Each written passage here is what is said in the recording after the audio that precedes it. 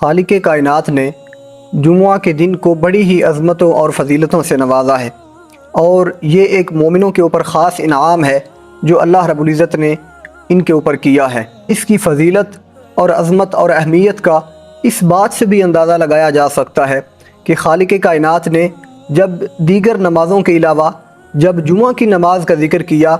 تو بالخصوص مومنوں کو مخاطب کرتے ہوئے ارشاد فرمایا، یا ایھا الذین آمنوا اذا نودی للصلاۃ من یوم الجمعہ، کہ اے ایمان والو جب تمہیں جمعہ کے دن نماز کے لیے ندا دی جائے، اذان کہی جائے، فاسعوا الی ذکر اللہ وذروا البیع، تو اپنے کاروبار، اپنے معاملات، خرید و فروخت ان کو چھوڑ کر اللہ کے ذکر کی طرف دوڑو۔ تو اللہ رب العالمین نے یہاں پر بالخصوص جمعہ کی نماز کے لیے جمعہ کے دن مومنوں کو اپنے دیگر سارے معاملات کو ترک کر کے فقط اللہ کی رضا کے لیے نماز جمعہ کے لیے مسجد کی طرف آنے کا حکم ارشاد فرمایا، اور اس کی آگے ایک خاص وجہ بیان فرما دی، فرمایا ذالکم خیر لکم، یہ تمہارے لیے بہت زیادہ بہتر ہے، ان کنتم تعلمون، اگر تم جانتے ہو تو۔ مفسرین کرام نے یہاں پر لکھا کہ نودی للصلاۃ، اس سے مراد یہاں پر جمعہ کے دن کی وہ پہلی اذان ہے جو زوال کے بعد ظہر کا وقت شروع ہونے کے وقت دی جاتی ہے۔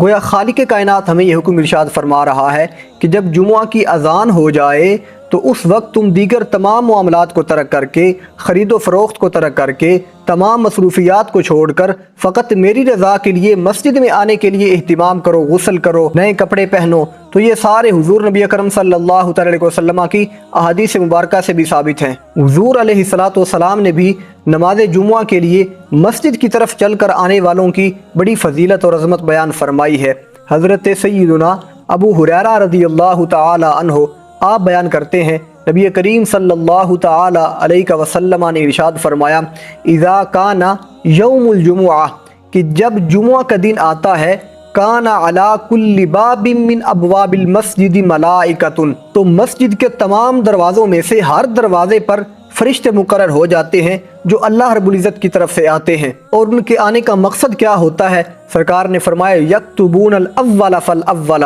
وہ پہل آنے والوں کا نام اس رجسٹر کے اندر درج کرتے ہیں جو ان کو اللہ رب العزت کی طرف سے عطا کیا جاتا ہے۔ پھر فرمایا کہ جب امام خطبہ دینے کے لیے ممبر کے اوپر بیٹھتا ہے تو وہ سارے فرشتے اپنے رجسٹروں کو کلوز کر کے امام کا خطبہ سننے کے لیے مسجد کے اندر آ جاتے ہیں۔ اور پھر فرمایا کہ ہر پہلے آنے والے کو کتنا ثواب دیا جاتا ہے؟ فرمایا کہ جو سب سے پہلے مسجد کے اندر آ کر بیٹھتا ہے اس کو ایک اونٹ قربان کرنے والے کی طرح ثواب دیا جاتا ہے، پھر جو اس کے بعد آتا ہے اس کو گائے قربان کرنے والے کی طرح ثواب ملتا ہے، پھر اس کے بعد جو آتا ہے اس کو ایک دمبا قربان کرنے والے کی طرح ثواب ملتا ہے، پھر اس کے بعد جو آتا ہے اس کو مرغی قربان کرنے والے کی طرح ثواب ملتا ہے، اور پھر جو اس کے بعد آتا ہے اس کو انڈا قربان کرنے والے کی طرح ثواب ملتا ہے۔ گویا ہمیں یہ پتہ چلا کہ جس وقت امام خطبہ دینے کے لیے ممبر پر بیٹھے تو اس سے پہلے ہمیں اپنے تمام معاملات کو کر کے مسجد کی طرف آنا چاہیے تاکہ ہم اس ثواب سے محروم نہ رہ جائیں